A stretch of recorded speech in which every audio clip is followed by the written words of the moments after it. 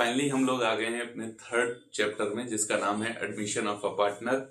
Most important chapter है ये partnership में, क्योंकि जब ये चैप्टर का कॉन्सेप्ट क्लियर हो जाता है तो इसके बाद में रिटायरमेंट एंड डेथ बिल्कुल प्रॉब्लम है ही नहीं। इवन अगर रिटायरमेंट की बात करेंगे तो मुश्किल से 10% का चेंज है, और अगर डेथ में बात करेंगे तो मुश्किल से एडमिशन के बेस पर मुश्किल 20% का चेंज है। तो इसका मतलब अगर आपको एडमिशन ऑफ अ पार्टनर का कॉन्सेप्ट क्लियर हो जाता है तो साथ ही साथ कॉन्सेप्ट क्लियर हो जाता है रिटायरमेंट एंड डेथ का।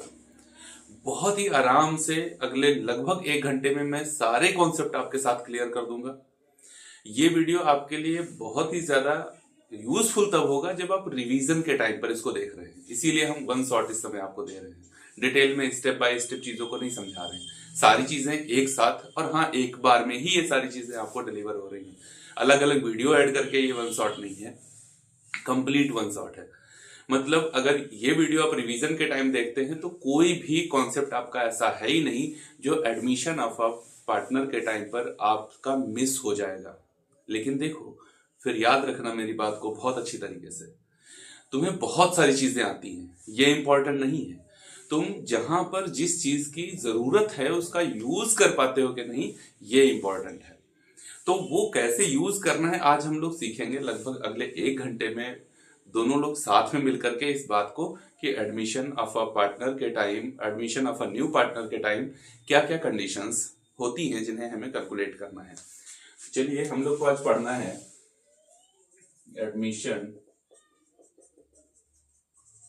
Of a new partner. सबसे पहली बात आती है कि क्यों एडमिशन देंगे किसी पार्टनर को। फर्म में ज्यादा कैपिटल का रिक्वायरमेंट है और जितने पार्टनर हैं उतने मिलकर उतनी कैपिटल नहीं लगा पा रहे, तो नया पार्टनर बना लेंगे।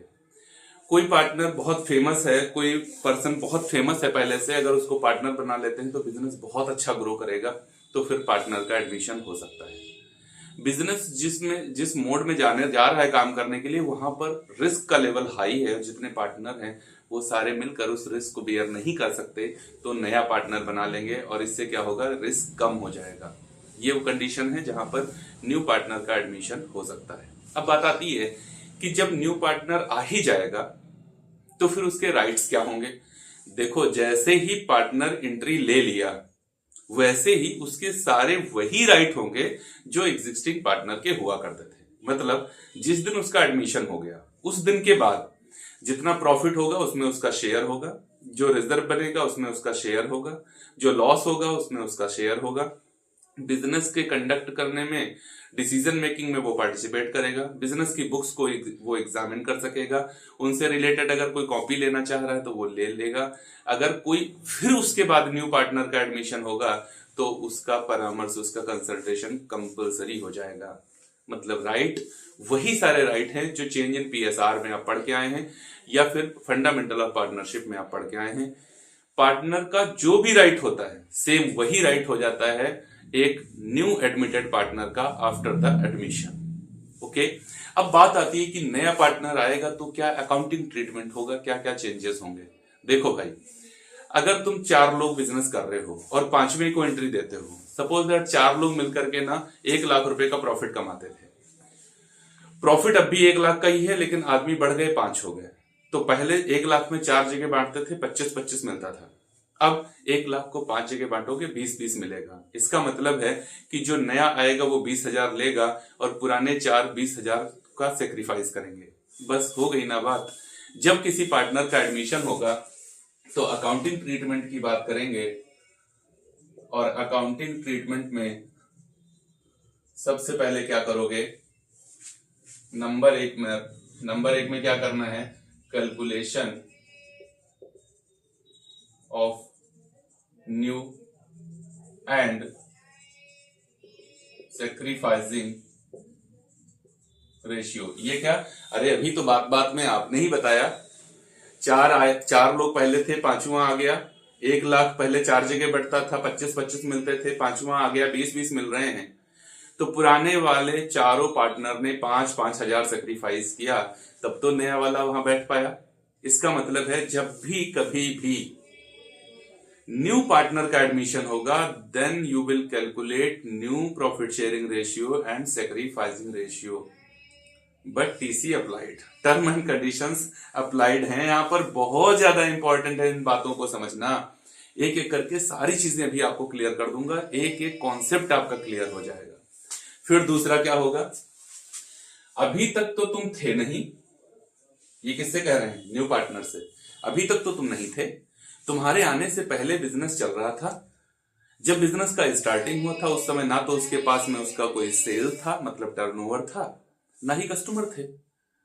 तो जो एग्जिस्टिंग पार्टनर है उन सारे लोगों ने बड़ी मेहनत करके अपनी सेल्स को क्रिएट किया और कस्टमर्स को क्रिएट किया। आज तुम नए पार्टनर बनकर के आए हो और आज से जो भी प्रॉफिट होगा उसमें पार्टिसिपेट करोगे, तो फिर तुमको क्या करना पड़ेगा, तुम्हें कैपिटल भी लानी पड़ेगी और तुम्हें कुछ पेमेंट गुडविल के लिए भी करना पड़ेगा, क्योंकि उन लोगों ने अपनी गुडविल पहले जनरेट करी है, तभी तो आज सेल्स है उनके पास, तभी तो आज कस्टमर है उनके पास। देखो, सेलिंग फर्म हो तुम या फिर सर्विस सेक्टर से जुड़ी हुई है कोई भी फर्म हो, लेकिन वहां गुडविल तो है, तभी तो आया। फर्स्ट डे ना तो सेल थी ना कस्टमर था, धीरे धीरे करके तुमने जनरेट किया ना, वो तो फैसिलिटीज प्रोवाइड करी ना, वहीं से तो गुडविल बनी है। तो फिर न्यू पार्टनर जब आएगा तो क्या करोगे, और ये important, most and most important है, क्या, गुडविल एडजस्टमेंट। गुडविल एडजस्टमेंट बहुत ज्यादा इंपॉर्टेंट है। फिर क्या होगा, पार्टनर आ रहा है, पार्टनर आ रहा है, आज के बाद जैसे ही उसकी एंट्री हो जाएगी, फर्म की जो नेटवर्थ है उसमें उसका भी शेयर हो जाएगा। सपोज दैट तुम्हारी फर्म का जो नेटवर्थ है वो 1 करोड़ रुपए है और एक पार्टनर तुम 1/5 के लिए अपना बना लेते हो, तो जैसे ही वो एंट्री लेगा 1 करोड़ का 1/5 20 लाख रुपए की नेटवर्थ उसकी हो जाएगी। हाँ, 1 करोड़ में 20 लाख की नेटवर्थ उसकी हो जाएगी। हाँ, और फिर जो भी तुम्हारी एसेट्स और लाइबिलिटीज हैं उन सब में उसका शेयर हो जाएगा। तो ये दोनों ही पार्टनर के लिए, मतलब एग्जिस्टिंग और न्यू, इन दोनों के लिए इंपॉर्टेंट होगा कि जिस टाइम पर एडमिशन हो रहा है ये दोनों ही पक्ष ये जान लें कि उस टाइम पर एसेट्स और लाइबिलिटीज का रियल वैल्यू था क्या। रियल वैल्यू, इसका मतलब तुम्हें उनका वैल्यू करना पड़ेगा, रीवैल्यू करना पड़ेगा। वैल्यू तो ऑलरेडी है, और रीवैल्यू करने जाओगे तो कहां करोगे, revaluation, revaluation of assets and liabilities. वैसे लाइबिलिटीज के लिए वर्ड यूज करते हैं रीअसेसमेंट, लेकिन revaluation of assets and liabilities करोगे। और कौन सा अकाउंट बनाओगे, रिवैल्यूएशन अकाउंट। ये हम तुमको सेकंड जो वीडियो दिए थे, one shot change in PSR का, उसमें रिवैल्यूएशन अकाउंट का फॉर्मेट बहुत डिटेल में समझाए हैं, फिर बताएंगे। फिर क्या करना पड़ेगा इसके बाद में, इसके बाद में 4 नंबर पर तुम्हें क्या समझना है, adjustment of accumulated, adjustment of accumulated profits and losses। जो accumulated पहले से ही प्रॉफिट या लॉस तुम्हारे पास रखे हैं। देखो, न्यू पार्टनर आ रहा है उस समय एक बात बहुत अच्छे से समझ लेना, न्यू पार्टनर आ रहा है, न्यू पार्टनर कैपिटल लाएगा, गुडविल लाएगा, लेकिन ऑलरेडी जो कुछ भी है, जितने accumulated प्रॉफिट्स हैं, जो यहाँ पे प्रॉफिट या लॉस होगा, जो भी कुछ भी है, वो सब किसका है, वो सब का सब है ओल्ड पार्टनर्स का, और वो सब का सब डिस्ट्रीब्यूट होगा ओल्ड रेशियो में। न्यू रेशियो का यूज केवल और केवल किसके लिए, गुडविल एडजस्टमेंट के लिए करोगे। लास्ट ये 4 नंबर की कंडीशन हो गई। लास्ट 5 नंबर पे तुमको क्या पढ़ लेना है, partners capital account and balance sheet. ये 5 चीजें पढ़नी है। एक्चुअली बैलेंस शीट कोई रोल नहीं प्ले करेगी, ये 5 चीजें जैसे ही तुम्हारी क्लियर हो जाएंगी, बैलेंस शीट अपने आप बन ही जाएगी। और अगर एडमिशन ऑफ न्यू पार्टनर से क्वेश्चन पूछा जाता है तो बैलेंस शीट रेयर ही केस में पूछी जाती है। तुम्हें सबसे ज्यादा तैयार करना है यहाँ पर रिवैल्यूएशन अकाउंट कैसे बनता है और पार्टनर्स कैपिटल अकाउंट कैसे बनता है। 5 पॉइंट जैसे ही क्लियर हो जाएंगे वैसे ही तुम्हारा कंप्लीट हो जाएगा अकाउंटिंग ट्रीटमेंट, और यहां पर कंडीशंस एकदम क्लियर हो जाएंगी किसकी, admission of a new partner की। तो चलिए एक एक करके इनको हम लोग स्टार्ट करते हैं समझना। सबसे पहले बात किसकी करेंगे, calculation of new ratio and sacrificing ratio. इसके लिए दो बातों को समझना। फर्स्ट कंडीशन क्या है? If new ratio is not given in the question, if new ratio is not given in the question, then old ratio will assume as sacrificing ratio. It means sacrificing ratio and new ratio will not be calculated. अगर question में new ratio given नहीं है तो फिर जो old ratio है वही sacrificing ratio है, यहां पर न्यू रेशियो का कैलकुलेशन नहीं करोगे। कैसे ये क्वेश्चन बन रहा है? सपोज दैट क्वेश्चन में बताया कि A B C are partners, profit sharing ratio 3:1, they admitted D for 1/4 share. Okay, they admitted D for 1/4 share, लेकिन अब यहां पर new profit sharing ratio A B C D का क्या है ये नहीं पता। Okay, new PSR of A B C D is not given. A B C D का न्यू पीएसआर क्या है ये क्वेश्चन में गिवन नहीं है, कुछ भी नहीं बोल रहा है।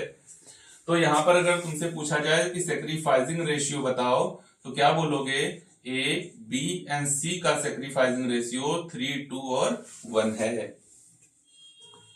In that situation sacrificing ratio will not calculated. उस कंडीशन में सेक्रीफाइसिंग रेशियो का कैलकुलेशन ही नहीं किया जाएगा। बात क्लियर हो गई एकदम? यहां पर क्लियर हो गया। और मैक्सिमम क्वेश्चन में यही कंडीशन मिलती है, मैक्सिमम क्वेश्चन में यही कंडीशन मिलती है।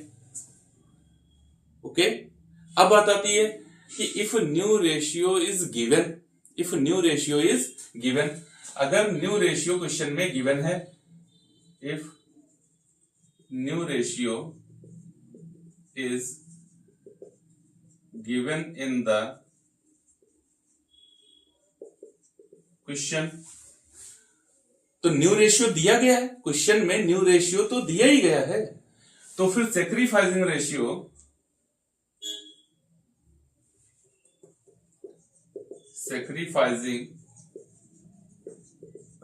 is equal to old ratio minus new ratio।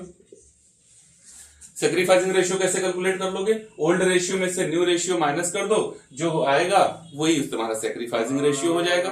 बात क्लियर है एकदम? तो ये तो कंडीशन हो गई कि कब हम लोग सेक्रीफाइसिंग रेशियो का कैलकुलेशन करेंगे और कब सेक्रीफाइसिंग रेशियो का कैलकुलेशन नहीं करेंगे और कब सेक्रीफाइसिंग रेशियो का कैलकुलेशन करेंगे।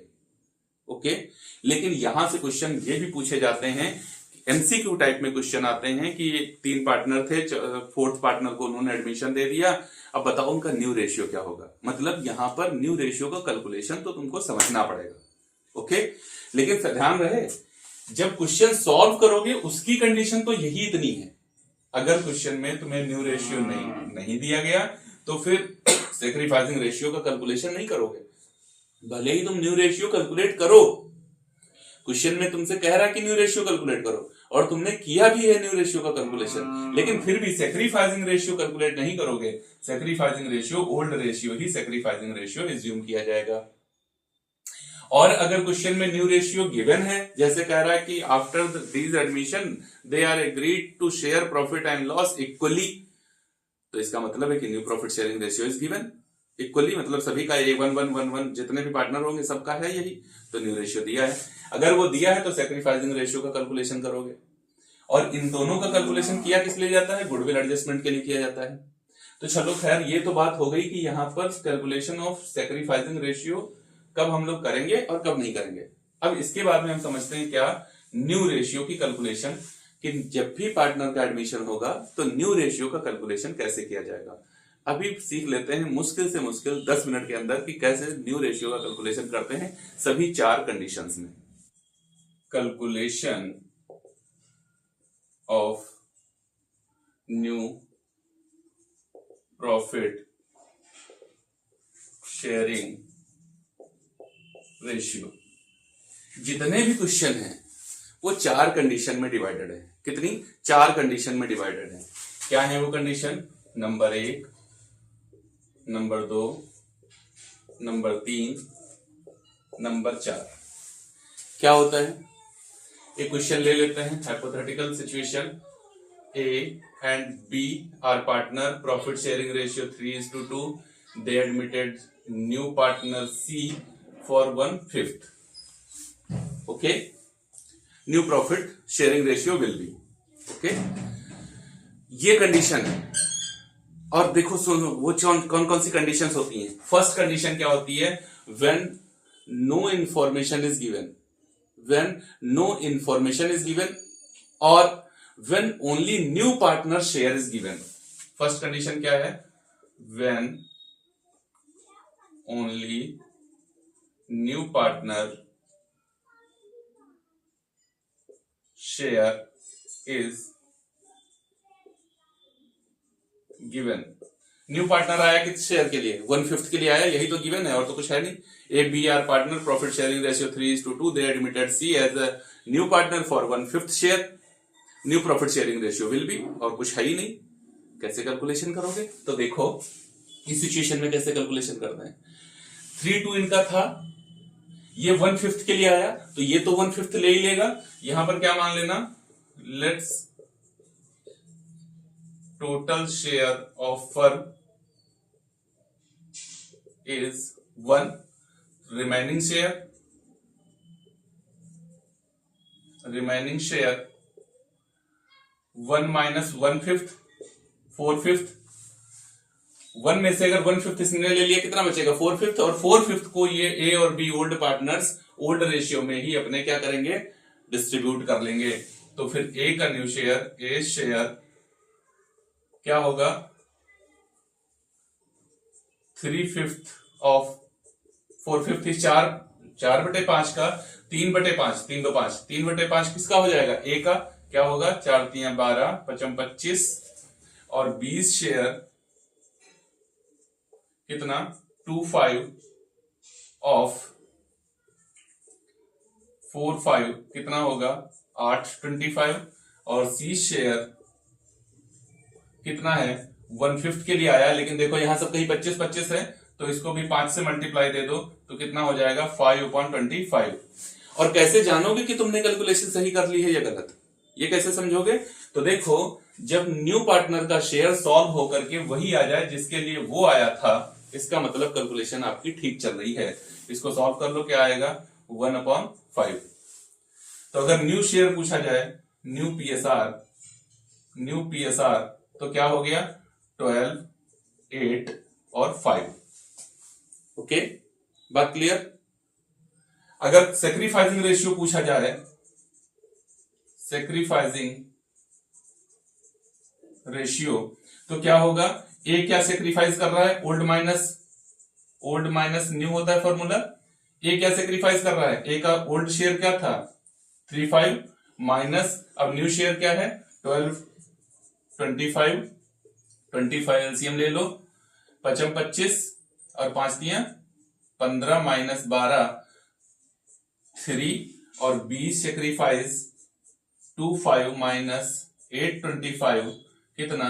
25 एलसीएम ले लो, 5 25 5 दूनी 10 माइनस 8 इक्वल टू 2/5। एक बात याद रखना, when only new partner share is given, okay. और इस कंडीशन में तुम चले गए सेक्रीफाइसिंग रेशियो का कैलकुलेशन करने के लिए, तो सेक्रीफाइसिंग रेशियो यही आएगा जो यहां पर दिया गया है, ओके।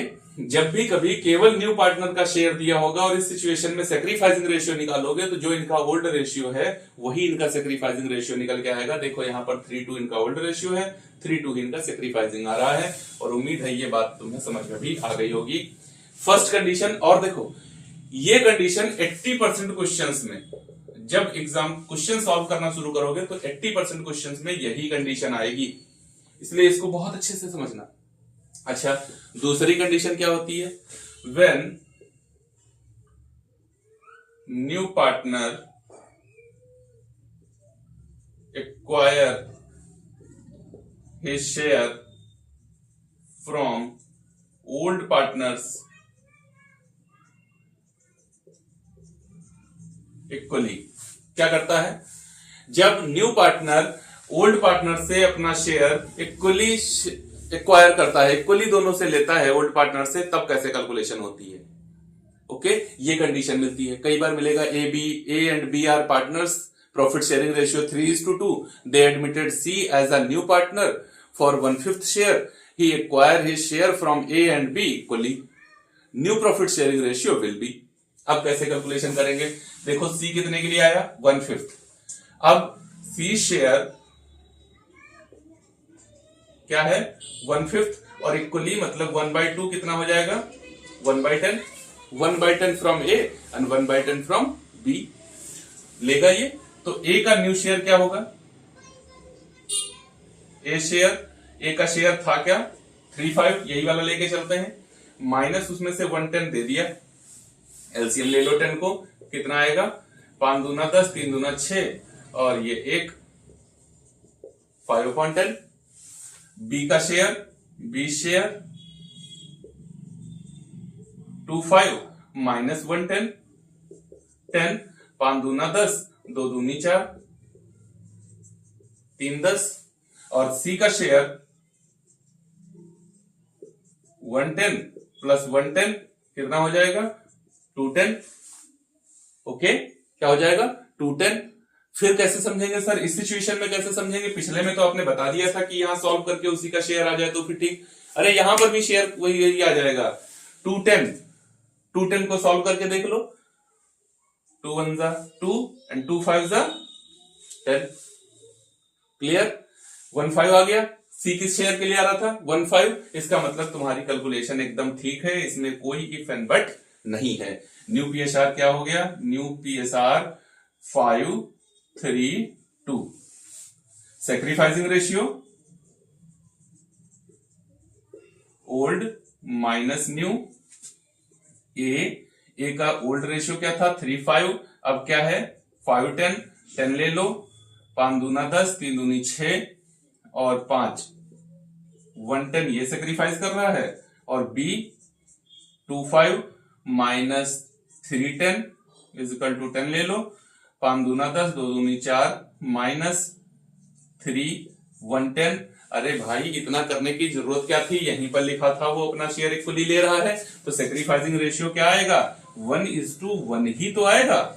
लेकिन ये बात मैं आपको सॉल्व करने से पहले क्यों नहीं बता रहा था, देखो मैथमेटिक्स का सबसे बड़ा कमाल यही है, जो बात तुम्हें कहनी है उसको प्रूफ करके देख लो।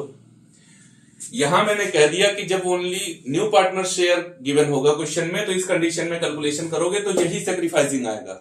यहां बता रहा हूं इस सिचुएशन में कभी भी सैक्रिफाइसिंग रेशियो का कैलकुलेशन करोगे तो जो यहां इक्वली कह दिया तो 1:1 ही आएगा, 3 पार्टनर होंगे तो 1:1 आएगा, 4 होंगे तो 1:1 आएगा। क्लियर, ये कंडीशन क्लियर। ओके, नंबर 3, यहां पर क्या करता है, न्यू पार्टनर तो आ रहा है लेकिन वो अपना शेयर ना एक पर्टिकुलर प्रोपोर्शन में लेगा। New partner as a new partner admission उसको दिया जा रहा है और वो क्या कर रहा है, ए और बी से अपना शेयर एक पर्टिकुलर प्रोपोर्शन में ले रहा है। कैसे, कुछ भी ले लेते हैं, जैसे सी एक्वायर फ्रॉम ए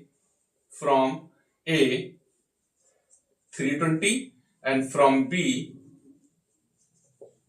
220, ये रेशियो उसने ले लिया किससे, ए से और बी से। अब देखो पर्टिकुलर प्रोपोर्शन में दिया हुआ है, ये थर्ड सिचुएशन होती है when new partner acquire his share from old partners in a particular proportion.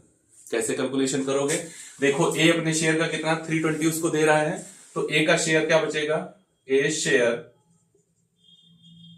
कितना था 35 है और इसका 320 वो इसको दे रहा है, इसका मतलब है 9 और 5 कुछ 900, इसने 900 किसको दे दिया, ए ने दे दिया किसको, सी को, एंड बी ये sacrifice, A sacrifice and B sacrifice 25, इसका कितना 220, इसका मतलब है 400, ये दे दिया।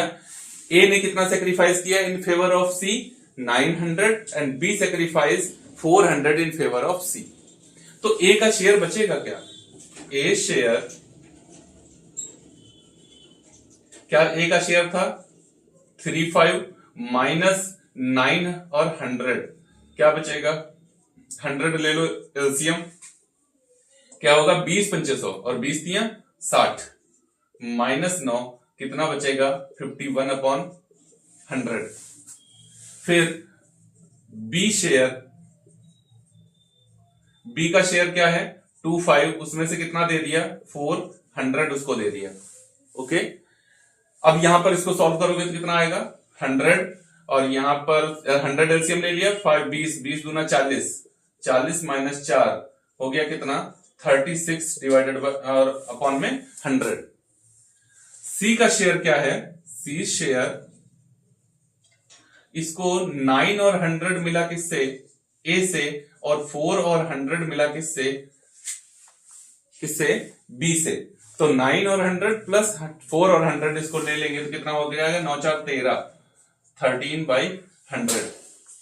ओके, ये हो जाएगा new profit sharing ratio. Sir यहां पर कैसे चेक करेंगे, यहां तो फिर ज्यादा कंफ्यूजन हो गया, यहां तो इसका कोई शेयर ही नहीं था, यहां इसका शेयर था तो 1/5 मैंने चेक कर लिया था, यहां इसका शेयर था तो मैंने 1/5 चेक किया, यहां कैसे चेक करें, यहां चेक कर लो, देखो अपॉन में 100 100 100 है तो ऊपर की वैल्यूज को ऐड करो और उनका टोटल 100 आ जाए, इसका मतलब सही है। तो न्यू पीएसआर कितना है 51 is equal to 36 is equal to 13 और इसका टोटल कर लो 6 3 9 1 10 और 3 5 3 8 1 9 1 10। इसका मतलब है कि कैलकुलेशन यहाँ की भी ठीक है। हाँ, वैल्यू थोड़ी मैंने ऐसी ले ली कि ये रेशियो जो है तुम्हारे हाई हो गए हैं, लेकिन इस सिचुएशन में आओगे तो कभी हमेशा डिजिट्स बड़ी ही आएंगी।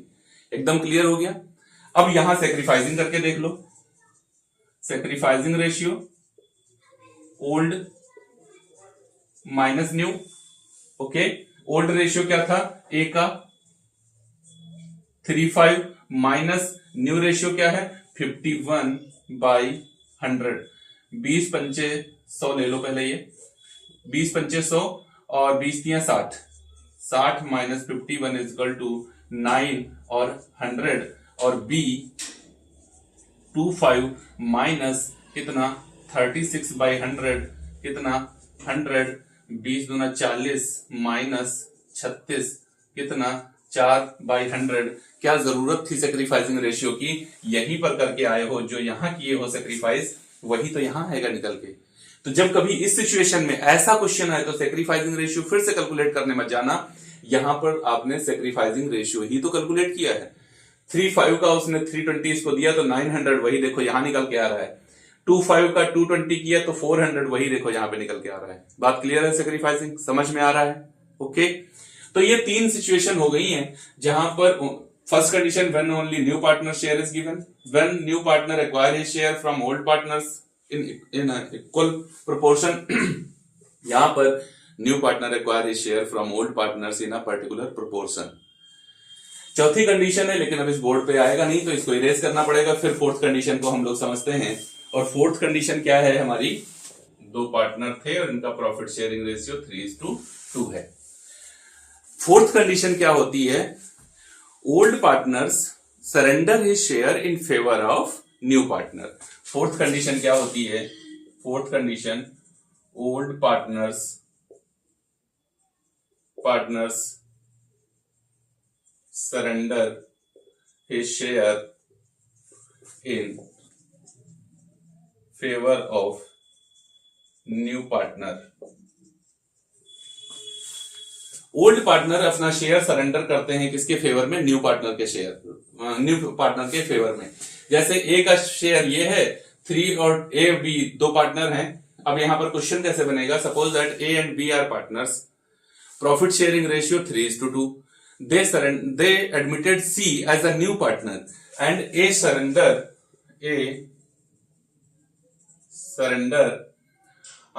1/5 of his share and B surrender 1/10 from his share. अब देखो जब कभी ऐसा क्वेश्चन आए तो यहां पे जरूर जाना, देखो यहां लिखा है ऑफ और यहां लिखा है फ्रॉम। ऑफ और फ्रॉम में बहुत बड़ा अंतर है। और ये क्वेश्चन बहुत ज्यादा इंपॉर्टेंट हो जाता है। ऑफ और ऑफ हो तो अलग कंडीशन, फ्रॉम और फ्रॉम हो तो अलग कंडीशन, ऑफ और फ्रॉम दोनों एक में आ जाएगा तो ध्यान रखना इस बात को। ऑफ और फ्रॉम जैसे ही दिखे इनको अंडरलाइन कर लेना। कैसे कैलकुलेशन होगी, दोनों मैंने एक ही पॉइंट में ले लिया समझाने के लिए तुमको। कैसे कैलकुलेशन करेंगे, इसका मतलब है कि ए सरेंडर 3/5 इसका शेयर था, और ऑफ ना तो इसका 1/5 ये दे रहा है, किसको, बी को दे रहा है ना। कितना दे रहा है, 1/5 दे रहा है ये सी को।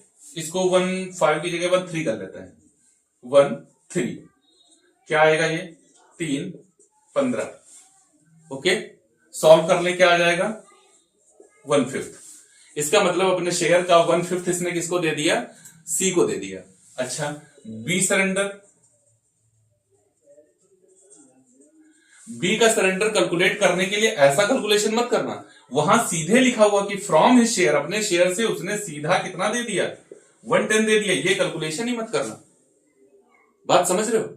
फ्रॉम और ऑफ का ये मतलब है, जब कभी ऑफ लिखा होगा तो ऐसे कैलकुलेशन करके शेयर कितना सरेंडर किया वो निकालोगे। जब फ्रॉम दिया होगा तो कोई कैलकुलेशन नहीं करनी है, तुमको पता है कि 2/5 उसका था, उसमें से 110 उसको दे दिया।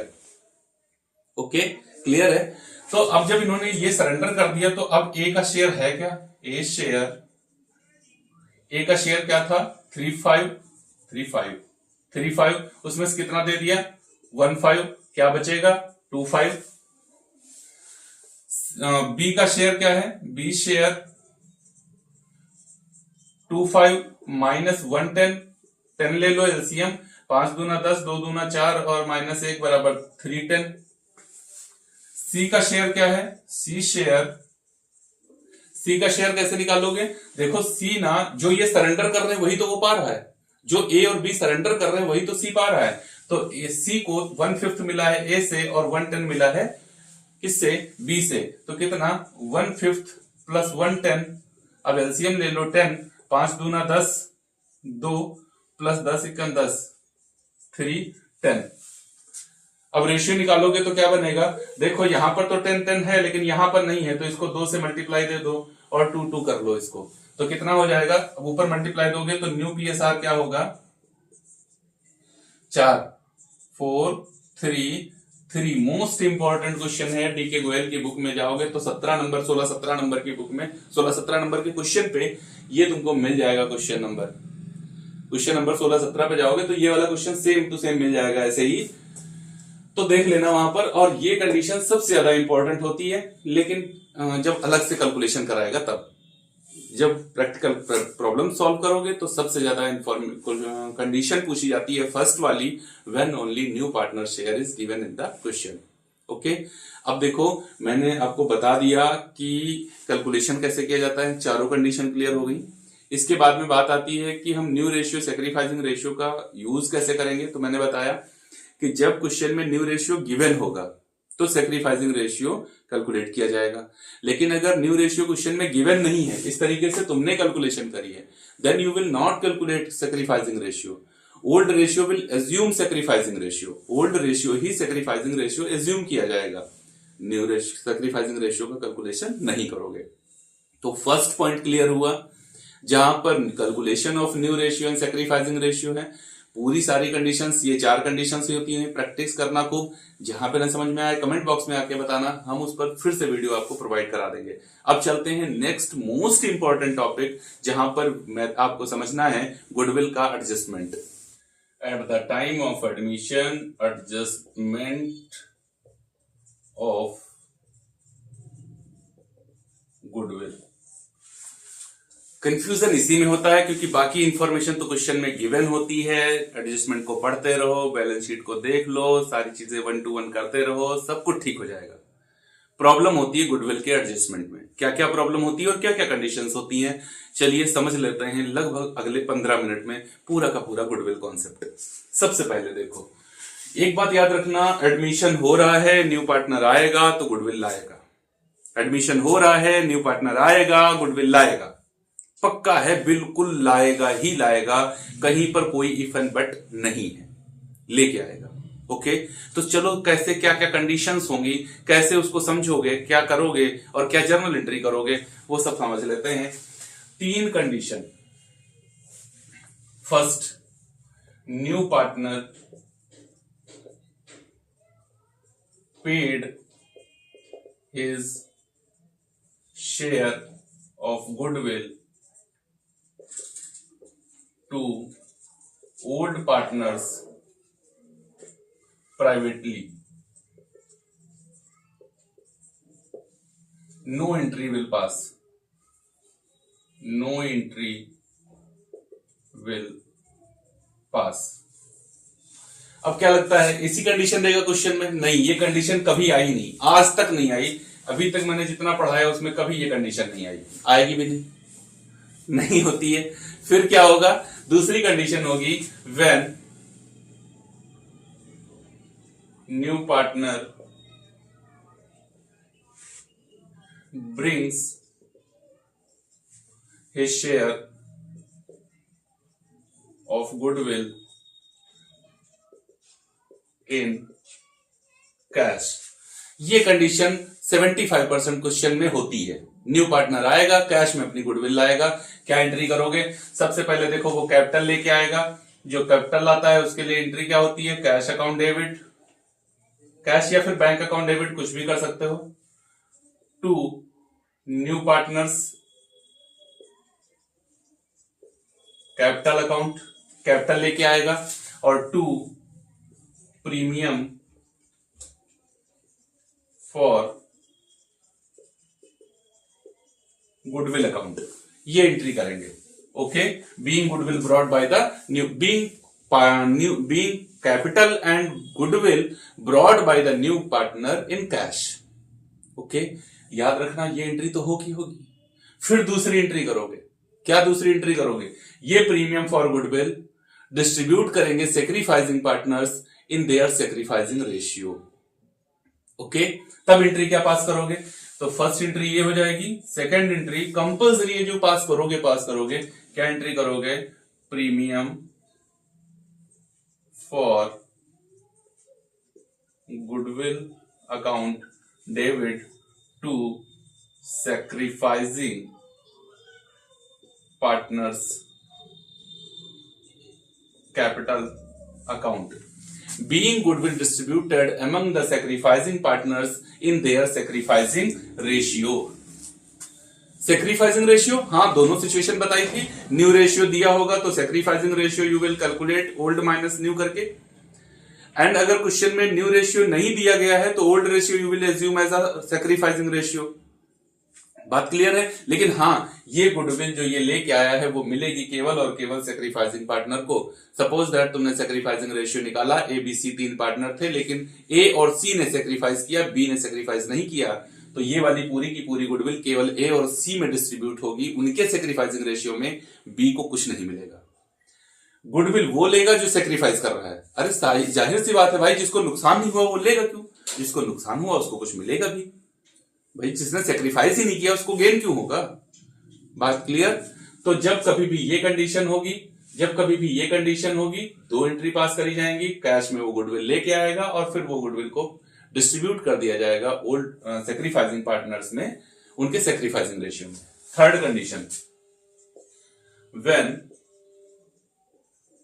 New partner is not bring his share of goodwill in cash, वो कैश में लेके नहीं आता। इसका मतलब क्या? कैश में लेके नहीं आता तो गुडविल नहीं लाएगा? नहीं लाएगा, क्रेडिट में होगी, लेके आएगा। कैसे है फिर? कहां है गुडविल? क्रेडिट में है। फिर कैसे एडजस्ट करी जाएगी? Through new partners current account. New partner के करंट अकाउंट में दे दो। ये वो लेके नहीं आया कैश में, ये एंट्री नहीं करो। कैश में लेके नहीं आया, नहीं करो ये एंट्री। देखो ये वाली एंट्री तो कैपिटल के लिए है, ठीक। केवल गुडविल की बात करें, एंट्री क्या करेंगे? कैश और bank account debit to premium for goodwill account. Cash में नहीं लाया, ये ना करो एंट्री। लेकिन सेक्रीफाइसिंग पार्टनर ने सेक्रीफाइस किया तो उनको तो कुछ दो। और मैंने फंडामेंटल्स में बताया था कैपिटल एडजस्टमेंट, किसी पार्टनर को कुछ देना है उसका पार्टनर कैपिटल क्रेडिट कर दो, किसी पार्टनर से कुछ लेना है उसका पार्टनर कैपिटल अकाउंट डेबिट कर दो, हो जाती है एडजस्टमेंट। तो न्यू पार्टनर को देना चाहिए था पेमेंट, नहीं दिया तो उसका कैपिटल अकाउंट डेबिट कर दो। न्यू पार्टनर्स और कैसे करी जाती है ये याद रखना, एमसीक्यू क्वेश्चन है। New partners current account debit to sacrificing partners capital account being goodwill distributed among the sacrificing partners in their sacrificing ratio। Okay, ये एंट्री कर दी। देखो ये उनको मिलना था, उनको मिल गया। ओके, तब तुम ये वाली एंट्री पास कर दोगे। एक और कंडीशन हो सकती है, अब ये कंडीशन, ये तो तीनों कंडीशन हो गई, गुडविल की यही 3 कंडीशन होती हैं। चौथी कंडीशन क्या होती है, old partners withdrawal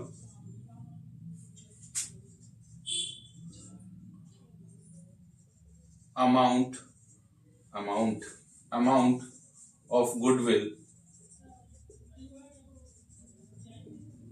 bring by the new partner। जो न्यू पार्टनर गुडविल लेके आ रहा है उसको ओल्ड पार्टनर निकाल ले रहे हैं। ओल्ड पार्टनर निकाल ले रहे हैं गुडविल जो लेके आया न्यू पार्टनर। क्या एंट्री करोगे, न्यू ओल्ड पार्टनर्स निकाल रहे हैं ना, इनका कैपिटल डेबिट कर दो। Old partners capital account debit to cash या फिर bank account being goodwill withdrawal by the old partners. पांचवी एंट्री क्या हो सकती है, goodwill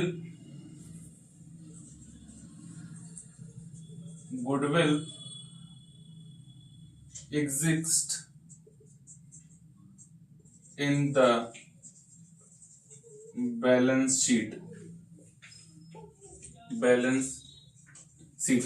goodwill already balance sheet में दी है या goodwill already appear in the balance sheet, APPRE। Okay, goodwill already appear in the balance sheet. अब इस कंडीशन में एंट्री क्या करोगे, तो जो गुडविल पहले से न्यू पार्टनर के आने से पहले अगर बैलेंस शीट में कोई भी गुडविल दी गई है, न्यू पार्टनर के आने से पहले गुडविल कोई भी बैलेंस शीट में दी गई है, उसको ओल्ड पार्टनर्स निकाल लेंगे। किस में, अपने ओल्ड रेशियो में। बिल्कुल मत पूछना, कुछ मत पूछना, केवल इस वाली गुडविल का एडजस्टमेंट सैक्रिफाइसिंग में होता है, बाकी सब कुछ ओल्ड पार्टनर्स करते हैं अपने ओल्ड रेशियो में। क्या एंट्री पास करोगे, old partners capital account debit to goodwill account being existing goodwill withdrawal by the old partners in their old profit sharing ratio। और ये हो गया पूरा गुडविल का एडजस्टमेंट। हर क्वेश्चन में तुम्हें समझना है बहुत अच्छी तरीके से कि ये कॉन्सेप्ट तुम्हें मिलेगा। अच्छा, सपोज दैट ये हो गई बात, तब तो ठीक है, लेकिन अगर गुडविल के लिए उसने कुछ बोला ही नहीं, क्वेश्चन में कुछ बोला ही नहीं, तब क्या करोगे, तो देखो कैसे करते हैं।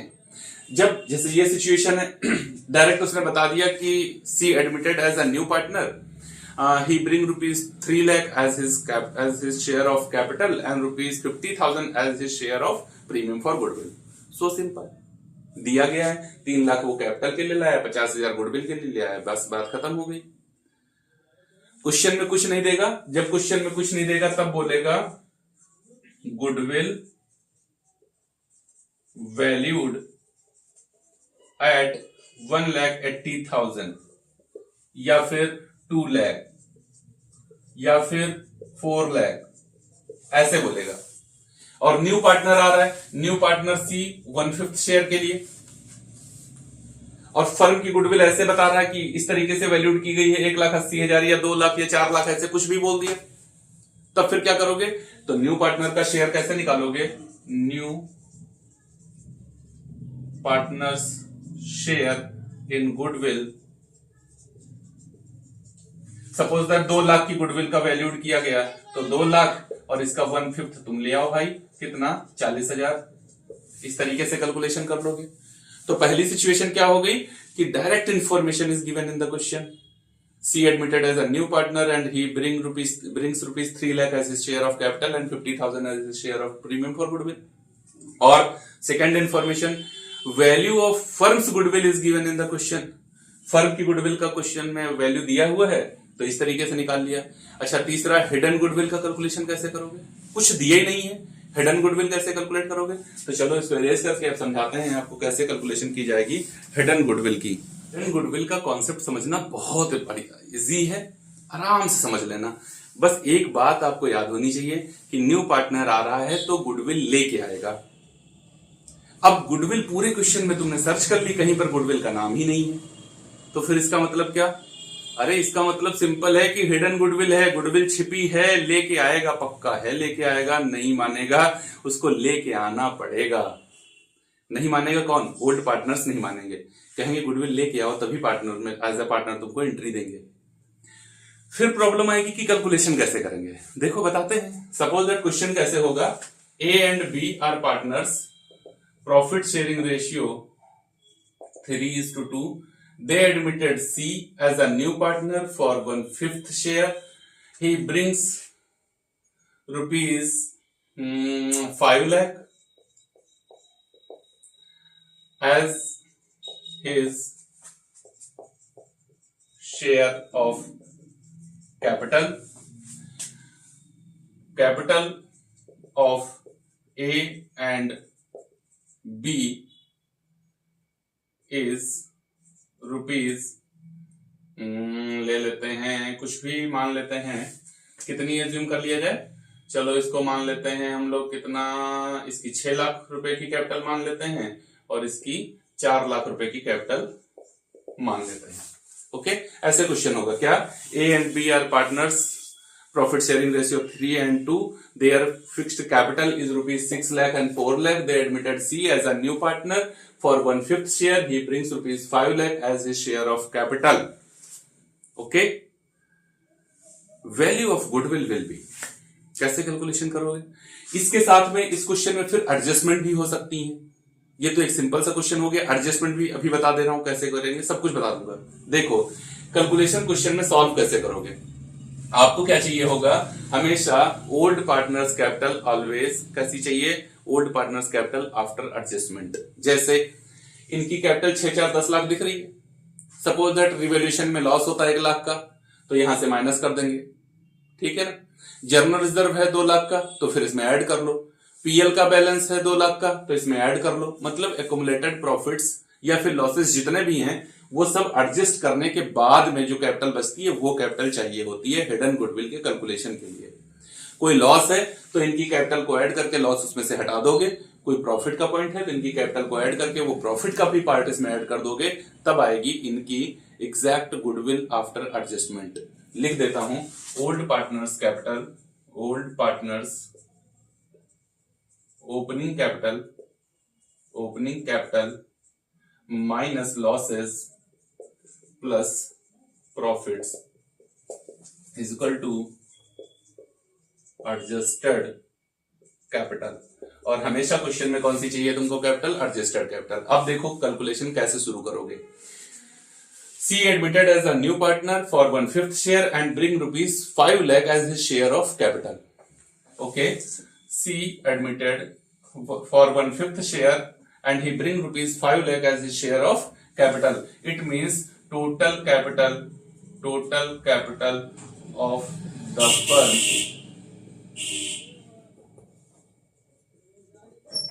will be rupees 5 lakh। देखो वो 1/5 के लिए आया ना, और कितने लाया? 5 लाख।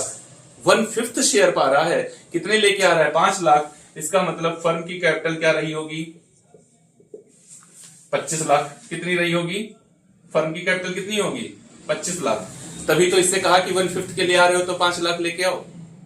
25 लाख होगी तभी तो इससे कहेंगे 1/5 के लिए आ रहे हो तो 25 लाख लाओ, है ना। क्लियर है? फर्म की कैपिटल कितनी है? 25 लाख है। अब देखो क्या हुआ, सॉरी थोड़ी देर के लिए डिस्टर्बेंस हुआ। अब क्या हुआ कि यहां पर न्यू पार्टनर का शेयर कितना है? 1/5। जब न्यू पार्टनर्स शेयर 1/5 तो रिमेनिंग शेयर 1 माइनस 1/5 कितना? 4/5, है ना। जब टोटल कैपिटल 25 लाख रुपए की है तो 4/5 के लिए कैपिटल कितनी होनी चाहिए? So capital for 4/5 of old partners, समझ पा रहे हो? 25 लाख रुपए की कैपिटल है टोटल, 1/5 के लिए उसको बुलाया तो कहा 5 लाख लेके आना, तो फिर तुम्हारी कैपिटल कितनी है, तो 4/5 शेयर ही तो ओल्ड पार्टनर का रहेगा जब 1/5 के लिए आया, तो 25 लाख का 4/5 निकाल लो, 4/5 कितना आएगा, 20 लाख आ जाएगा, 20 लाख। लेकिन इनकी कैपिटल है कितनी, minus adjusted capital of old partners is rupees कितनी, 6 4 10 लाख, बस आ गई गुडविल कितनी, 10 लाख। 10 लाख क्या है, गुडविल हो गई। हिडन गुडविल फर्म की कितनी है, 10 लाख होगी। तभी तुमने कहा था कि जब आना तो 5 लाख रुपए कैश के लिए लेके आना। एकदम बात क्लियर हो गई है। यहां हिडन गुडविल इस तरीके से कैलकुलेट की जाती है जब कभी भी क्वेश्चन में दिया हो। बस इस बात को याद रखना, कोई भी लॉसेस होंगे तो ओपनिंग कैपिटल से माइनस, प्रॉफिट होंगे तो ओपनिंग कैपिटल में प्लस। अब अगर पूछा जाए कि share of goodwill, share in goodwill of सी, तो सी का शेयर क्या होगा, 10 लाख रुपए की कैपिटल है, इसको किस शेयर के लिए लेके आए, 1/5 के लिए, तो 2 लाख रुपए इसको लाके देना पड़ेगा गुडविल का। कितना लाके देना पड़ेगा, 2 लाख। अब चाहे ये कैश में ले आए चाहे क्रेडिट में ले आए, ये कंडीशन तो पहले ही समझा चुका हूं। ओके, तो हिडन गुडविल का कॉन्सेप्ट भी उम्मीद है आपको बिल्कुल समझ में आ गया होगा, आसानी से समझ में आ गया होगा। बस क्वेश्चन में पूरा यहाँ पे नोट नहीं कर रहा हूं, लेकिन मैं डिक्टेट कर रहा हूं, चाहो तो नोट कर सकते हो, नहीं तो इस तरीके के क्वेश्चन जाओ डीके गोयल की बुक उठाओ, जाके 6-7 क्वेश्चन दिए गए उनकी प्रैक्टिस करो। बस इस कॉन्सेप्ट को याद रखना, ये इसका की पॉइंट है, एडजस्ट कर लेना, उसके बाद इसी तरीके से फॉर्मेट में रख, तो चाहे कोई भी क्वेश्चन उठाओगे उसका आंसर फटाफट आएगा। नहीं है तो बताना, हमको भेजना क्वेश्चन, है ना। तो चलो अब हम लोग समझते हैं रिवैल्यूएशन एंड पार्टनर्स कैपिटल का एडजस्टमेंट। 3 पर हम लोगों को समझना है revaluation of assets and liabilities. Journal entry भी यहीं पे करा दूंगा, अभी साथ ही साथ करा दूंगा, A to Z सारी चीजें एकदम क्लियर होंगी आपकी एडमिशन ऑफ अ पार्टनर से रिलेटेड। रिवैल्यूएशन, अगर अकाउंट की बात की जाए तो इसका फॉर्मेट क्या होता है, टी फॉर्मेट का होता है, ये टी फॉर्मेट है ना, ये होता है टी फॉर्मेट। मतलब इधर बना दो, ये हो गया ऐसे, ठीक, ये लो बन गया account, particulars, amount debit, particulars, amount credit, amount debit, amount credit. अगर इस अकाउंट का नेचर पूछा जाए, कौन सा अकाउंट बना रहे हैं, रिवैल्यूएशन अकाउंट। रिवैल्यूएशन एक अकाउंट बनाते हैं जिसका नाम है रिवैल्यूएशन अकाउंट। इसका नेचर क्या होता है, नॉमिनल नेचर का होता है, नॉमिनल नेचर का होता है, याद रखना। नॉमिनल नेचर मतलब इनकम और एक्सपेंसेस से रिलेटेड ट्रांजैक्शंस इस अकाउंट में लिखे जाते हैं, तो ये हो जाता है नॉमिनल नेचर का। अगर तुम्हारा कोई भी बेनिफिट हो रहा है, ये हम पढ़ा के आए हैं उधर, कौन से, first number fundamentals of partnership जब दिया है तो वहां पर मैंने रिवैल्यूएशन अकाउंट पढ़ाया है, लेकिन फिर से बता रहा हूं।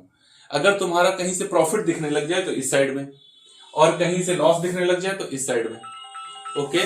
और यहीं से करते हैं revaluation of assets and liabilities, okay. 1 minute का टाइम देना।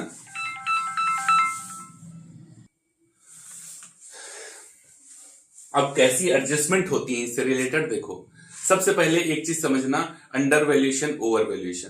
क्वेश्चन में अगर ऐसी एडजस्टमेंट आए तो किधर लिखेंगे, देखो अगर किसी एसेट्स का सपोज दैट क्वेश्चन में क्या दिया, under valuation of stock by 10%, और इसका वैल्यू कितना है, तो इसका वैल्यू दिया 1,80,000, 180 का स्टॉक क्वेश्चन की बैलेंस शीट में दिया है, और एडजस्टमेंट में बोल रहा है कि ये अंडर वैल्यूड है बाय 10%। तो अगर अंडर वैल्यूड है तो इसका मतलब है कि तुम्हें क्या हो रहा है, प्रॉफिट हो रहा है। भाई कम वैल्यूएशन लिखे हो, उसका वैल्यू ज्यादा है, जब ज्यादा वैल्यू हो जाएगा तो तुम्हें प्रॉफिट होगा। तो किस साइड में लिखना है, अंडर वैल्यूएशन हमेशा इस साइड में आता है, ठीक है ना। क्या लिखना है, बाई स्टॉक। कैसे लिखना है, तो अंडर वैल्यूएशन का कैलकुलेशन हमेशा ऐसे करना, 180 ले लो, वो परसेंटेज ले लो जो वहां पर अंडर वैल्यूड है, अपॉन में 100 के साथ वही परसेंटेज माइनस कर दो, बस तुम्हारा कैलकुलेशन हो जाएगा। अंडर वैल्यूएशन में 100 में अंडर करना है तुमको। एक 80-90 से डिवाइड करोगे कितना आ जाएगा? 20,000। ऐसे ही अगर ओवर वैल्यूएशन हो गया हो, over valuation of furniture by 20%, 2,40,000। Balance sheet में फर्नीचर कितना लिखा है? 2,40,000, और ये बता रहा है कि वो ओवर वैल्यूड है 20% से, मतलब वो वैल्यू उसकी है नहीं रियल, 20% से बढ़ा के लिख दी गई है। तो ओवर वैल्यूएशन होगा तो हमेशा इधर आएगा, क्या लिखोगे? टू फर्नीचर, जो भी एसेट्स तुम्हारी ओवर वैल्यूड होगी, कैलकुलेशन कैसे करोगे? 240 की इसकी वैल्यू ले लो, 20% से ओवर वैल्यूड है, 100 के साथ तुम भी ऐड कर दो, 120, 12 दूनी 24 और 2 दूना 4, 40,000 ये आ जाएगा। ऐसे अंडर वैल्यूएशन इस साइड, ओवर वैल्यूएशन इस साइड। ध्यान रखना ये वाली वैल्यू मत लिख देना, इनका वैल्यू निकाल के लिखा जाता है, ठीक है ना। फिर उसके बाद में क्या हुआ कि कोई एसेट सपोज उस पर डेप्रिसिएशन लग गया, बिल्डिंग पर डेप्रिसिएशन लगा दिया, तो लिखना to building. Suppose that building 4 lakh की थी, 10% का डेप्रिसिएशन लगा रहे हो तो 40,000 यहां लिख देना, ठीक। उसके बाद में मशीन का वैल्यू एप्रिसिएट हो गया तो यहां लिख देना बाई मशीन। मशीन का वैल्यू एप्रिसिएट हो जाएगा कितना? 1 लाख रुपए की मशीन खरीद के लाए थे, अभी 10% से वो बढ़ गई है ऐसा लग रहा है, तो 10,000 रुपए यहां लिख देना। कोई अनरिकॉर्डेड एसेट्स तुम्हें पता ही नहीं थी कि मेरे पास कोई एसेट्स भी है, लेकिन अभी अभी पता चल गई है। अनरिकॉर्डेड एसेट्स कितने की? 20,000 की, इस साइड लिख देना। अच्छा, अनरिकॉर्डेड लायबिलिटी पता चल जाए तो अनरिकॉर्डेड लायबिलिटी 10,000, तो नुकसान हो जाएगा, पेमेंट करना पड़ेगा। लायबिलिटी नहीं पता थी, अभी पता चल गई और मैंने उसको मान भी लिया कि लायबिलिटी है, तो पेमेंट करना पड़ेगा। असेट्स मुझे पता नहीं थी, पता चल गई, प्रॉफिट हो जाएगा, है ना। बात समझ में आ रही है? ठीक। क्वेश्चन में लिखा हुआ है बैलेंस शीट में डेटर्स कितने? 2 लाख, और उसके बाद में लिखा हुआ है प्रोविजन फॉर बैड डेट्स 20,000। ऐसे करके 180 यहां टोटल बैलेंस शीट में लिखा हुआ है। और फिर एडजस्टमेंट में वो कहता है, क्या एडजस्टमेंट दी गई है? 3 नंबर में ही प्रोविजन, ये बहुत ज्यादा इंपॉर्टेंट है, for bad dates at the rate 20%। कितना करना है? 20% करना है। तो फिर देखो 2 लाख का 20%, क्या फर्स्ट कंडीशन बता रहा हूं, इसमें कई कंडीशन होंगी। 20% का प्रोविजन करना है, 2 लाख का 20% निकालो कितना आएगा? 40,000। लेकिन 20,000 तो ऑलरेडी तुम्हारे पास है, देखो 40,000 आया 20% का, 20,000 ऑलरेडी तुम्हारे पास है, तो और प्रोविजन कितना करना पड़ेगा? 20,000 का। यहां लिखना to provision for bad debts कितना? 20,000। सेकेंड सिचुएशन क्या बोलेगा? प्रोविजन, नो, सेकेंड सिचुएशन में बोलेगा bad debts ₹20,000 and provision for bad dates at the rate 10%, ऐसे बोलेगा। तो इसका मतलब क्या हुआ कि 20,000 तो बैड है ही हैं, उनको तो बैड कर ही दो। फिर बचे कितना? 2 लाख में से 20,000 हटा दिया, 180 बचा, इसका 10% निकाल लो, कितना आ गया? 18,000 आ गया। टोटल कितना है? 38,000 करना है। फिर से मैच कर लो आके, यहां तुम्हारे पास पहले से कितना रखा हुआ है? 20,000 रखा है, तो यहां कितना लिख दो? तो प्रोविजन फॉर बैड डेट्स कितना लिख दो? 18,000 लिख दो। 38 माइनस 20 18, हाँ 18,000 लिख लो। तीसरी कंडीशन क्या इसी के लिए बोलता है? देखो यहां पर इसको समझना बहुत जरूरी है। क्या बोलता है? यही सिचुएशन है, इसी सेकंड को ही ले लेते हैं। यहां पर वो बोलता है bad debts ₹10,000 and provision for bad dates at the rate 2%। कितना? 2%।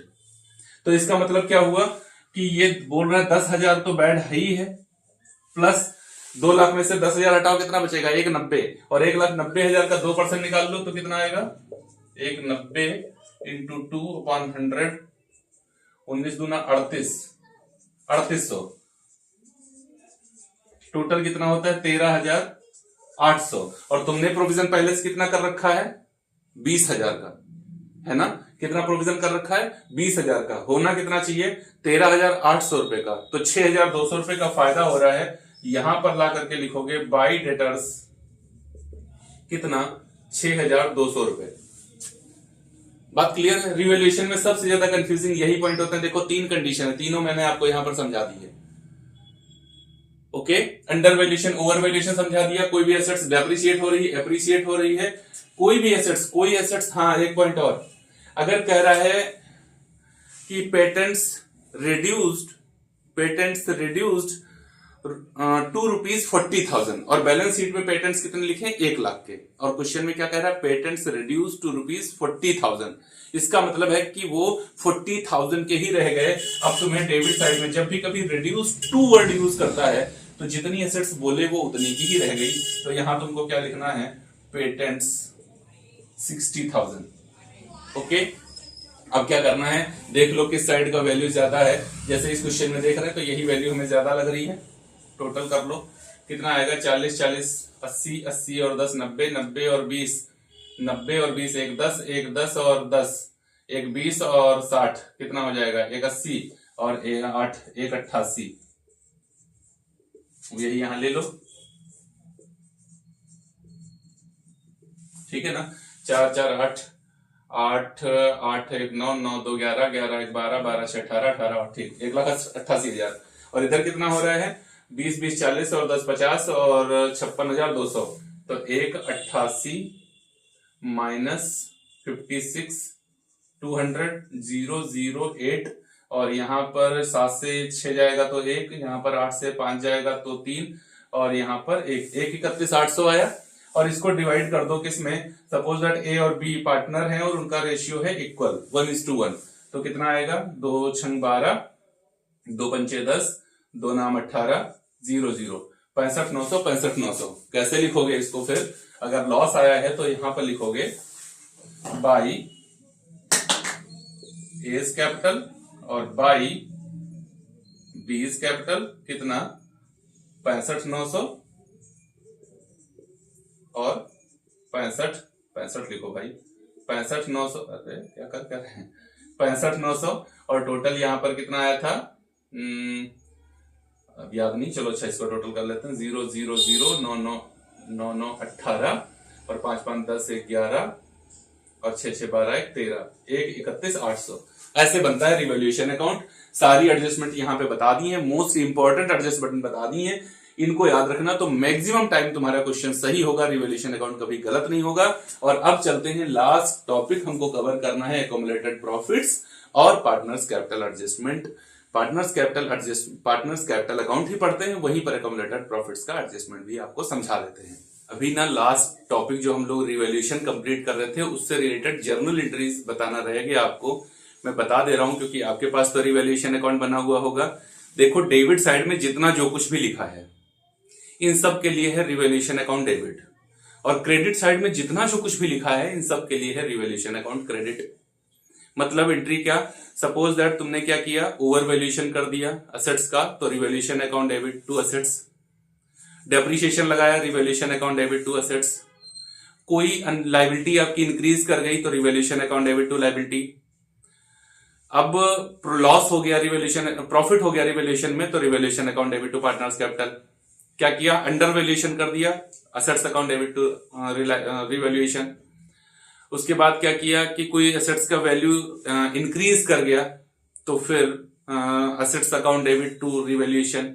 कोई अननोन एसेट्स पता चल गई तो unknown assets account debit to revaluation. Revaluation में लॉस हो गया तो फिर partners capital account debit to revaluation. मतलब रिवैल्यूएशन अकाउंट के डेबिट साइड में जितना जो कुछ लिखा है उसके लिए है रिवैल्यूएशन अकाउंट डेबिट टू वो नाम, और क्रेडिट में जितना जो कुछ लिखा है तो क्रेडिट का name to revaluation account. Okay, journal entry ऐसे ही याद करना, और वैसे जर्नल एंट्री इस चैप्टर से आएगी नहीं, यहां से आएगा प्रैक्टिकल एक क्वेश्चन जिसमें पूछेगा पार्टनर्स कैपिटल और रिवैल्यूएशन अकाउंट, हो सकता है न्यू बैलेंस शीट भी पूछ ले। तो अब हम लोग समझते हैं क्या कि कैसे करेंगे पार्टनर्स कैपिटल अकाउंट का एडजस्टमेंट, और उसी में समझ लेंगे अकोमोडेटेड प्रॉफिट्स का एडजस्टमेट। देखो, at the time of admission of a new partner you will prepare partners capital account as well as follows. Partners capital account,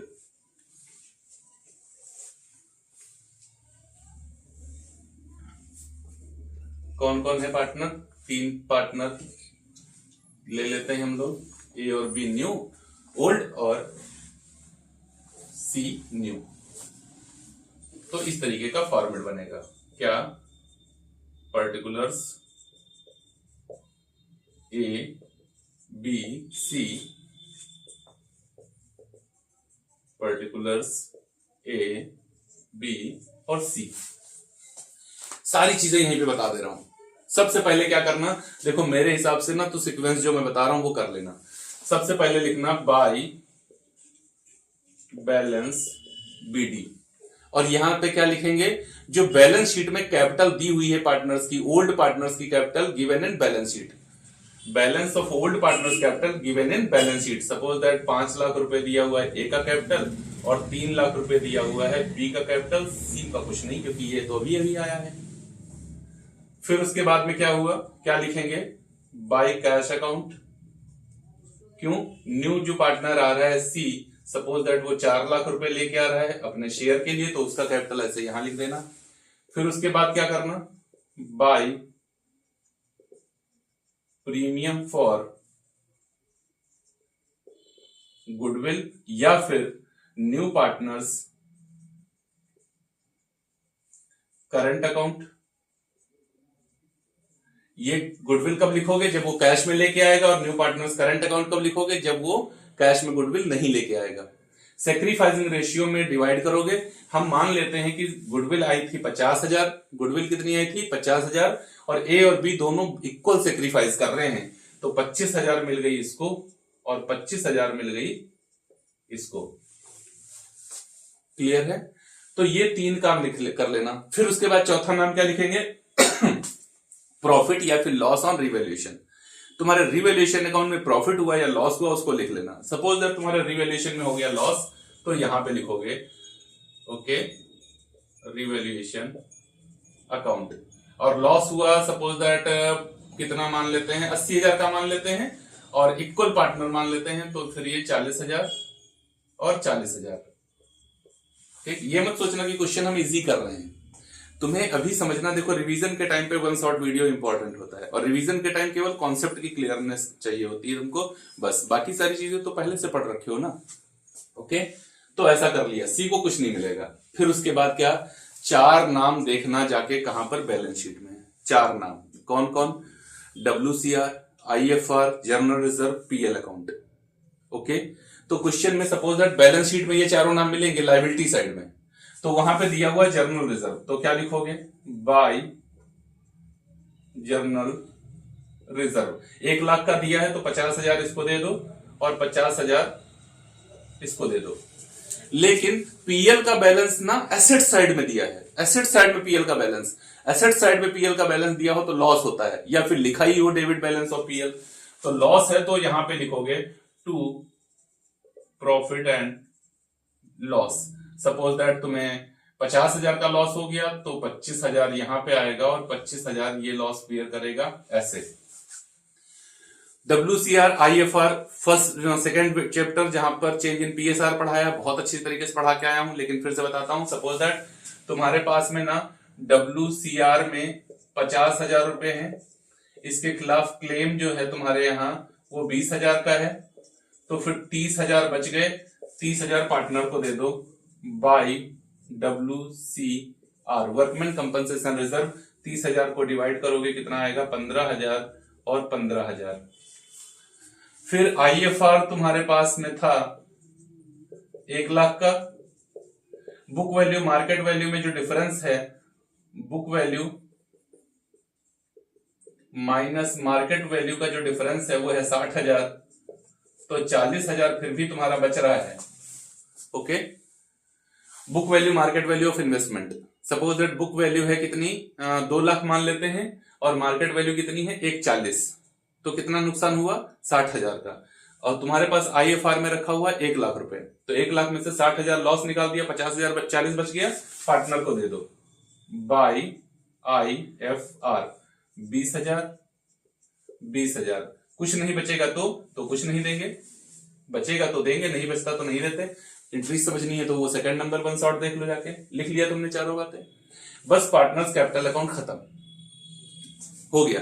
8 point लिख लेना याद करके, कौन से 4 पॉइंट पहले लिखना, by balance BD, by cash account, by premium for goodwill या by new partners current account, और रिवैल्यूएशन अकाउंट में प्रॉफिट या लॉस, किसी भी साइड प्रॉफिट होगा तो इस साइड, लॉस होगा तो इस साइड। फिर 4 वैल्यू बैलेंस शीट से लाना, कौन सी WCR IFR और WCR IFR जनरल रिजर्व और PL बैलेंस।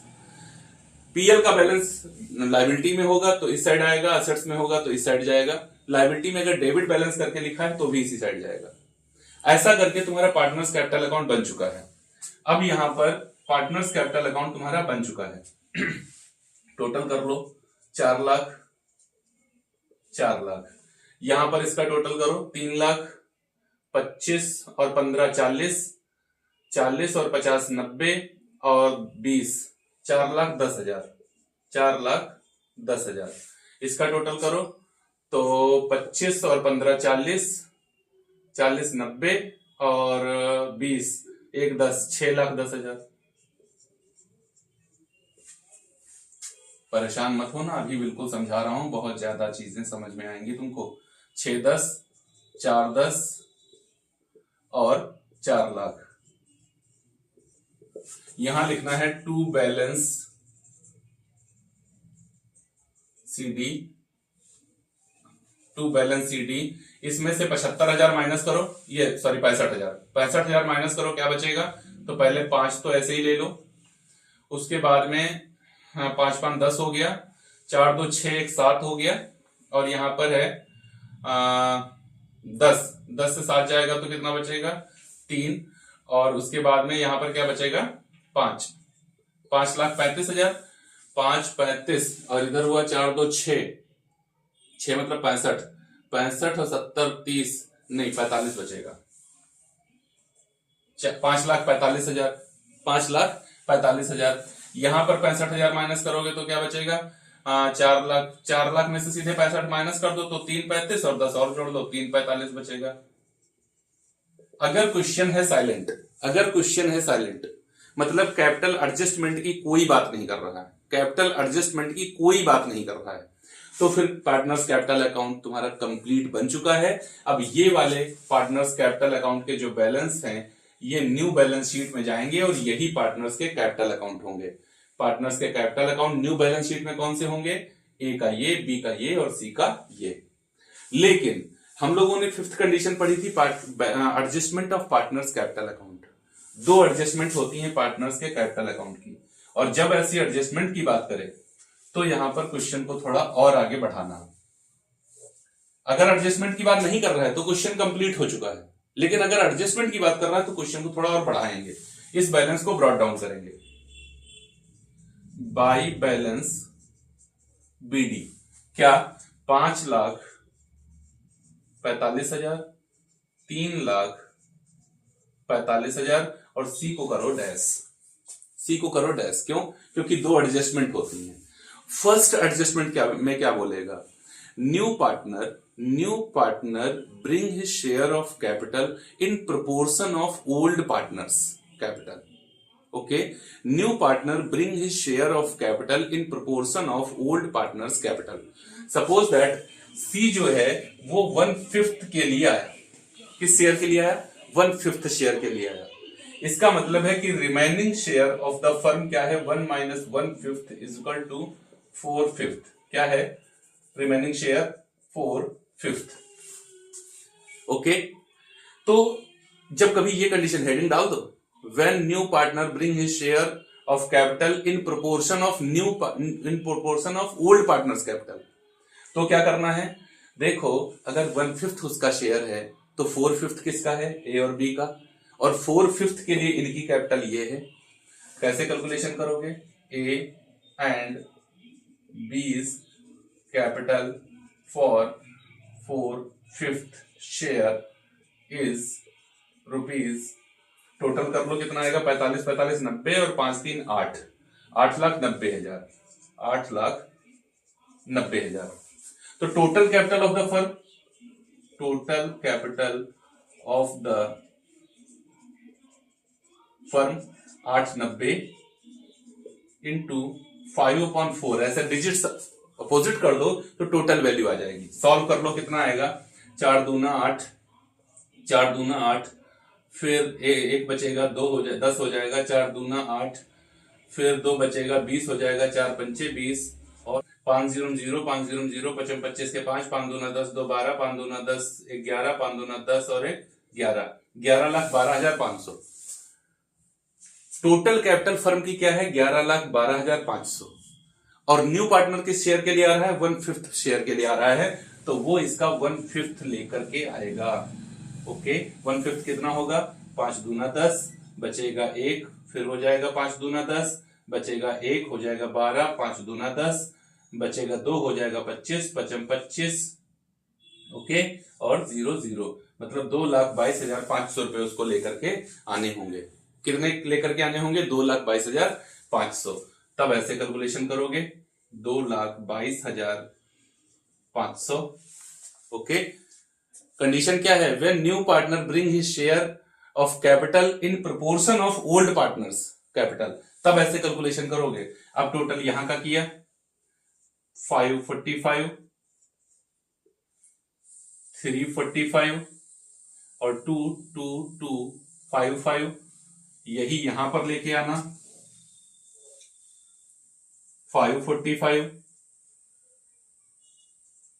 345, 222,500 और यहां लिखना 2 बैलेंस CD 545,000, 345,000, 222,500 और अब ये नई न्यू कैपिटल होगी जो कि जाएगी न्यू बैलेंस शीट में पार्टनर्स कैपिटल के अकाउंट में। बात समझ में आई, फर्स्ट कंडीशन क्लियर है इसकी। अब आती है बात सेकंड कंडीशन की। सेकंड कंडीशन क्या होती है, जहां पर बोलता है new partners capital old partners capital will be adjust on the basis of new partners capital, old partners capital will be adjust on the basis of new partners capital. तब calculation कैसे की जाएगी, तो देखो यहां पर क्या करना पड़ेगा, सबसे पहले न्यू रेशियो का कैलकुलेशन करना पड़ेगा। सी किस शेयर के लिए आया, 1/5 के लिए आया, तो रिमेनिंग शेयर क्या है, 4/5 है। ए और बी दो पार्टनर है, हमेशा यही दो पार्टनर होते हैं हमारे, ए और बी, और इनका रेशियो है 3:2। 1/5 के लिए वो आया, 4/5 बचा, तो ए का शेयर क्या है, अब ए का शेयर क्या होगा, 4/5 का 3/5, 12 55 25, और बी का शेयर क्या है 4/5 का 2/5 8/25। ओके, और सी का शेयर क्या है, 1/5 के लिए आया है, 5 5 से मल्टीप्लाई कर लो, कितना 5/25। ओके, क्लियर, न्यू रेशियो निकाल लिया, शॉर्ट में बता दिया है थोड़ा। अब क्या करोगे, टोटल कैपिटल निकालो। C brings ₹4 lakh for his capital, okay, तो total capital of the firm क्या होगी, 4 लाख वो अपने शेयर के लिए लेके आया, इंटू 5/1 कर लो, कैपिटल फर्म की कितनी हो गई, 20 लाख, कितनी हो जाएगी, 20 लाख।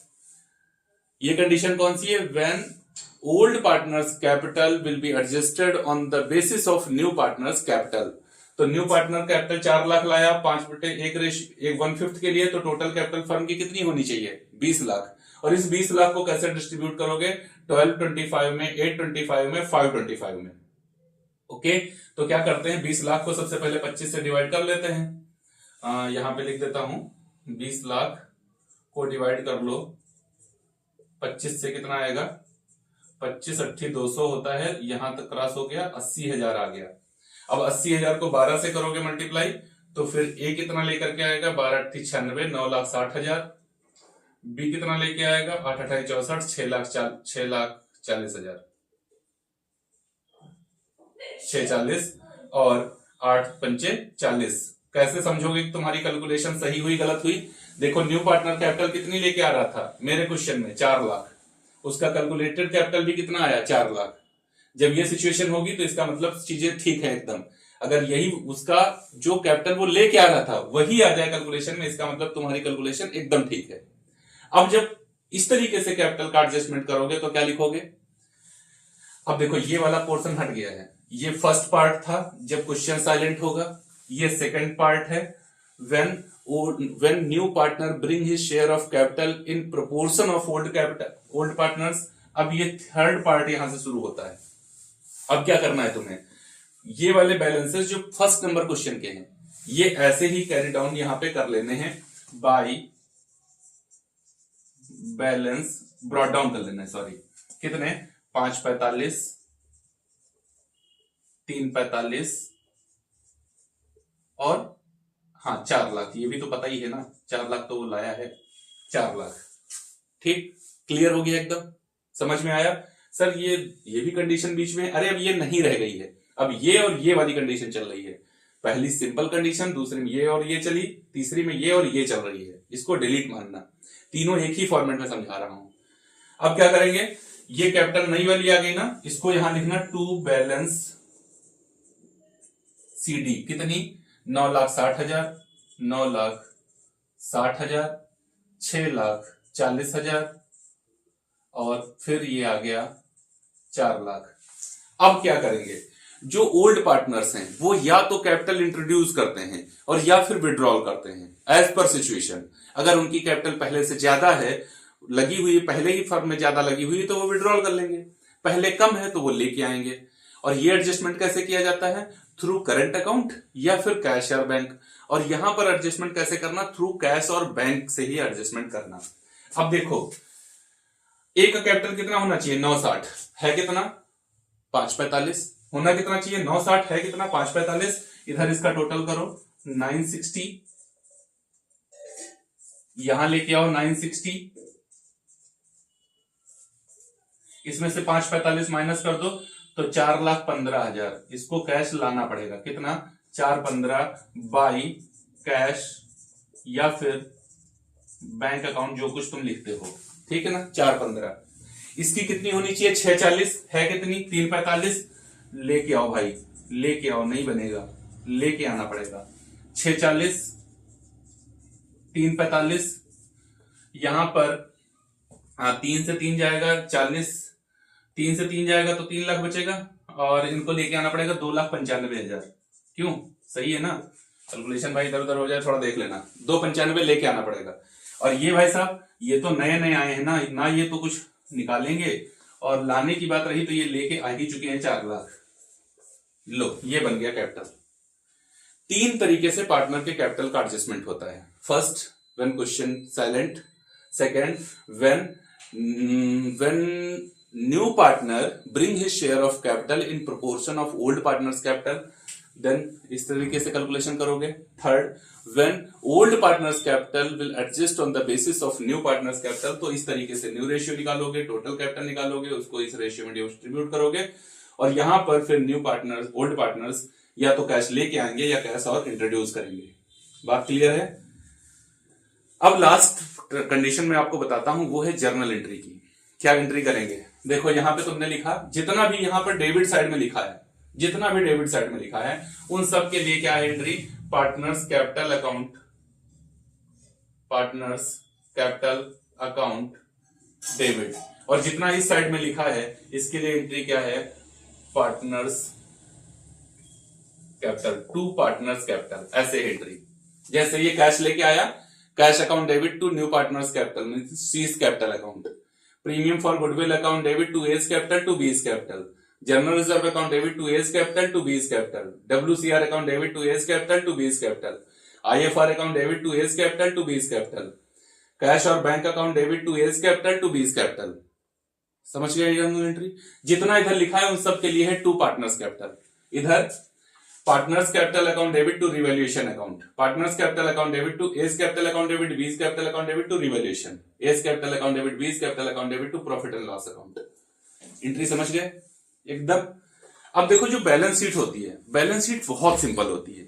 क्या करना है, जितने भी चेंजेस हुए अभी तक तुम्हारे रिवैल्यूएशन अकाउंट में और पार्टनर्स कैपिटल अकाउंट में, उन सारे चेंजेस को उठा के रख दो एक जगह, बैलेंस शीट में बन जाएगी नई बैलेंस शीट। सबसे पहला काम कैपिटल, अगर क्वेश्चन साइलेंट है तो ये वाली कैपिटल वहां जाएगी।